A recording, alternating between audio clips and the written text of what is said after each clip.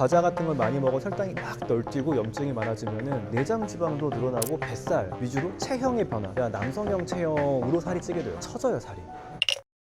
먹는다는 게 두 가지 의미가 다 있어요. 첫 번째는 일단 나한테 필요한 걸 먹는다는 의미가 있는 것 같아요. 이거를 우리가 흔히 말하는 항상성 식욕이라고 하거든요. 그런데 이 먹거리가 고도로 발달되고 너무 중요하다 보니까 우리의 뇌는 먹거리에 대해서 또 다른 그 보상을 주는 체계가 있어요. 그게 혈압적 식욕이거든요. 조금 위험하더라도 우리를 먹게 하는 힘이었어요. 식량이 되게 없거나 굉장히 위험한 사냥감이 있어도 무서워서 안 먹으면 생존이 좀 어려웠었잖아요. 내가 배고프거나 힘들거나 그럴 때 저거를 먹으면은 우리의 뇌는 일상적인 그 배부름 정도가 아니라 도파민과 엔돌핀과 세로토닌을 분비하게 만들어 놨거든요. 그래서 우리가 위험을 무릅쓰고 먹게 했어요.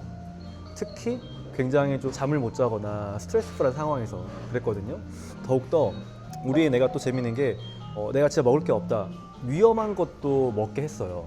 너무 먹을 게 없으면 안 먹던 버섯을 누군가는 먹어야 될 거 아니에요. 용기를 내가지고. 그래서 이 충동은 더 올라오고 전두엽의 절제는 떨어지는 방식으로 우리가 스트레스 상황에서 우리의 뇌가 진화를 했거든요. 식품회사가 발견한 게 이제 블리스 포인트라는 거예요. 우리의 그 항상성 식욕, 배고프면 먹고 배부르면 그만 먹는 이거를 뛰어넘어서 계속해서 먹게 할 수 있거든요. 단맛, 짠맛, 기름맛의 조합이에요. 기가 막힌 거죠. 이게. 과자나 뭐 하나 다 이거 다 단맛, 짠맛, 기름맛이에요. 이 단맛, 짠맛, 기름맛에는 탄수화물, 지방, 소금이 들어있어요. 블루베리에는 탄수랑 식이섬유만 있죠. 블리스 포인트를 자극하는 자연식품은 없어요, 사실. 우리의 뇌가 가지고 있는 식품에 대해서 안 먹으면 죽으니까 우리의 뇌가 인간을 먹게 하기 위해 만들었던 그 쾌락적 식욕이라는 거를 발견을 하고 식품회사가 정말 수천억의 돈을 들여가지고 우리가 그만 먹게 하는 그 브레이크를 뛰어넘는 이 도파민으로 언제든지 계속해서 먹을 수 있게 만든 게 이제 이런 뭐 초강식품이나 빵이나 음료수나 이런 것들이거든요. 이 두 가지가 혼재 있다 보니까 먹는 게 어려운 거예요. 분명 내가 음식을 배고파서 먹을 때도 있지만 빵 같은 거는 내가 배가 부른데도 먹고 싶을 때도 있고 또 오히려 빵이 먹고 싶으니까 밥을 안 먹을 때도 생겨요. 아그작거리는 소리가 약간의 그 도파민을 주는 게 있어요. 당근이나 아몬드를 씹는다고 했잖아요. 아그작하는 게 신선한 채소와 썩은 것 같은 그런 채소의 어떤 구분, 그 구분이었거든요. 우리는 신선한 걸 먹어야 했잖아요. 그래서 아그작하는 게 크래킹하는 소리와 식감이 예전에는 신선한 식품이라는 뜻이었기 때문에 그런 소리나 그 식감이 있을 때 더 우리의 뇌가 자극받고 좀 도파민이 나게 하는 게 있었거든요. 과자가 두 가지가 있어요. 아주 부드럽게 싹 녹는 거랑 약간의 식감이 있는 거랑. 네, 그게 다 이유가 있는 거거든요. 씹을 때 느껴지는 거에서 그래도 어느 정도의 만족감을 얻어서 보통 스트레스 받으면 훨씬 더 고칼로리에 혈당을 빨리 높이는 식품을 선호하게 되는데 그런 환경에서 이렇게 주변에 과자가 있다. 그건 진짜 안 좋은 환경이긴 해요. 이거는 뭐 살이 많이 찌냐 덜 찌냐의 차이지 어느 정도는 찌는 방향으로 굉장히 안 좋게 작동할 수밖에 없는 환경이다. 우리가 간식 같은 걸 먹을 때 중요한 거는 맛있어서라기보다는 그 충동과 뭔가 뇌에서 먹으라는 압이 올라오기 때문이거든요. 이런 압이 점점 올라가는 방향이 되냐, 배가 고플 때 먹으면은 뇌에서 도파민 더 나와요. 그러니까 기본적으로 그 허기짐이라는 게 크게 보면은 포만감 호르몬이 낮을 때거든요. 근데 그 호르몬이 낮다는 거는 지금 먹을 게 없다는 거잖아요. 우리 뇌가 심플하게 판단하기에는. 근데 먹을 게 없을 때 고칼로리의 식품을 먹으면은 생존에 더 유리하잖아요. 그러니까 우리 다 빙하기가 오거나 전쟁 나면은 초코바 먹으면서 움직여야 돼요. 그러니까 공복의 시간이 길어졌다가 과자를 먹으면은 훨씬 뇌는 강한 도파민을 분비해요. 그런데 우리 문제는 과자를 먹으면 살이 찔 것 같고 내가 과자 먹을 건데 밥도 먹으면 살이 찔 것 같잖아요 또. 그래서 항상 굶었다가 과자를 먹게 돼요. 그러면은 계속해서 이 과자에 대한 그 도파민 납이 올라가거든요. 그러면 충동이 되게 세져요. 어떻게 되냐? 조금만 내가 끼니 때를 놓치거나 그러면 배가 고플 것 같아. 그러면은 과자 먹어야지. 전체의 식생활의 빈도를 보면은 굶었다가 과자를 먹는 빈도가 점점 올라가요. 그러니까 과자는 씹는 게 오래 씹는 게 불가능한 식품이에요. 그래서 아주 빠르게 녹아서 혈당을 확 올리거든요. 그런데 과자 하나에 녹아있는 그 당의 양은 피에 녹아있는 당의 몇 배가 돼요. 그러니까 뇌에 그게 자극이 되는 거거든요. 피에는 한 5g밖에 없는데 과자 하나에 20-30g 들어있어요. 엄청나게 혈당이 올랐다가 인슐린이 확 나오고 혈당을 빨리 낮춰야 되니까 그럼 혈당이 또 뚝 떨어지고 이 혈당이 딱 떨어질 때 뇌는 스트레스를 되게 받아요. 우리 뇌가 제일 싫어하는 게 저혈당이거든요. 그럼 2-3시간 뒤에 또 입이 약간 심심해져요. 그게 근데 배가 고픈 건 아니에요.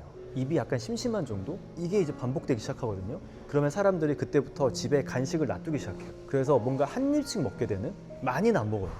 한 입씩 먹게 되는데 과자를 먹으니까 식사를 하기엔 애매한 반복되면서 그 체중이 비슷하더라도 체성분이 안 좋아져요.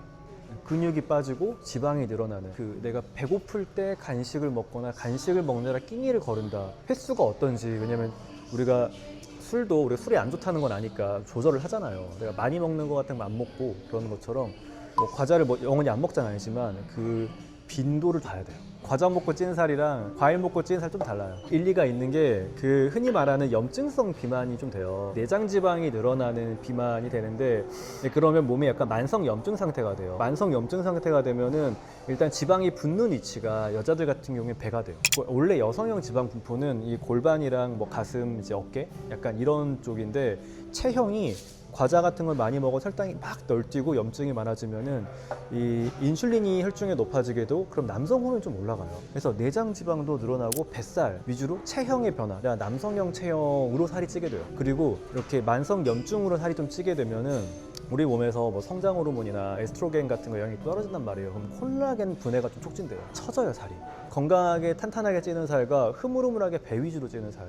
과일은 그래도 괜찮게 찌는 살이다. 그래서 약간 찌는 살의 퀄리티가 다를 수 있다. 네. 내가 간헐적 단식을 하겠다 그러면은 내가 먹는 끼니의 퀄리티가 되게 좋아져야 돼요.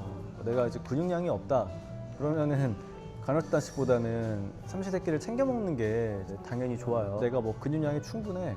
그리고 내가 평소에 뭐 충분히 잘 먹어 그러면은 간헐적 단식을 해볼 수 있어요. 칼로리를 좀 제한할 수 있게 되고 시간을 제한해서 공복의 시간을 길게 한다는 게 인슐린도 좀 안 나오게 될 수 있고 간헐적 단식은 간헐적 폭식이 되기 딱 좋아요. 특히 내가 이렇게 굶었으니까 이제 내가 좋아하는 제육의 백반에 콜라 한 잔 해야지 이러면은 굶었다가 들어오는 어떤 식품의 혈당반은 항상 세져요. 공복의 시간이 오래될수록 우리 몸은 어찌됐든 지방산을 대사하는 모드가 되거든요. 근데 그때는 당이 딱 들어오게 되면은 근육이 처음에는 우리의 몸이 이 당을 혈관에서 이렇게 딱 흡수하는 게 좀 떨어져요. 그래서 쉽게 혈당이 더 올라가게 되고 인슐린 분비도 빨라지고 이전에 식품의 흡수 속도도 빨라져가지고 공복이 길어지면 위장관이 바로 음식을 소화 흡수시켜 버리거든요. 그래서 혈당 반응과 인슐린 반응이 되게 세게 올 수 있어가지고 뇌가 더 강한 반응을 받을 수 있어요. 본인한테 필요한 단백질량을 큰 접시에서 한 뭐 30% 정도 차지하게 해요. 20에서 한 25g 될 것 같아요. 고기나 뭐 좋아하시는 거 계란만 넣지 말고 그 다양성을 채워줘요. 미각적인 즐거움 포기하지 말자 하고 근데 여기에 블루베리 같은 뭐 좋은 과일들 해주고 나머지 거의 절반 이상은 십자화가 채소와 다양한 채소류로 이걸 맛있게 좀 조리해가지고 꾸며보는 거예요.